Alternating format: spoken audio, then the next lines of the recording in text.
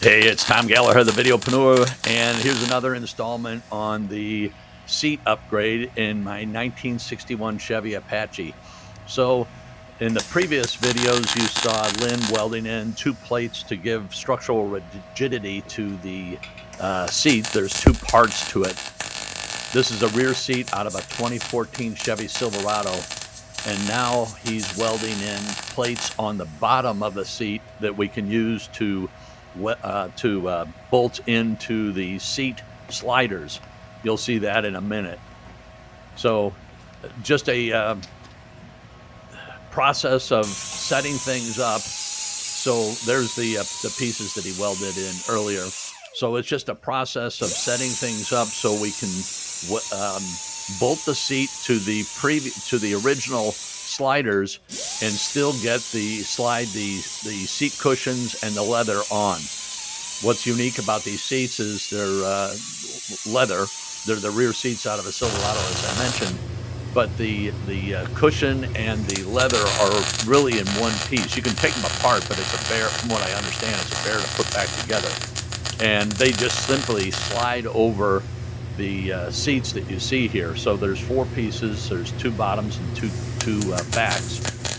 And so what we're trying to do is, or what Lynn's trying to do, is give the seat more structure, more rigidity, as well as welding in these plates on the four corners so we can bolt the seat to the runners, slides, and make the seat still function. It's a little bit narrower than the original seat. They'll still function the same way, and then we don't have to cut the leather. We don't have to alter that at all, because that would really get to be problematic. So this is just another video in that series. I'm going to do, I don't know, 4 or 5 videos of that, just showing the process of putting the seat together and then installing it.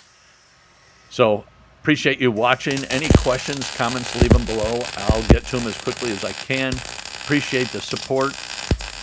Please like, subscribe, share it with your friends, wake the neighbors, do a burnout. So here you can see it's tacked in, and there's the that's the driver's side slide. You can see the long handle, and then the passenger side, there's a like a cable wire that runs between those two. So when you pull it onto the driver's side, there's a passenger side.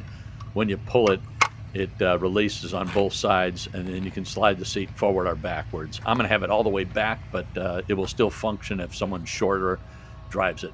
Thanks again.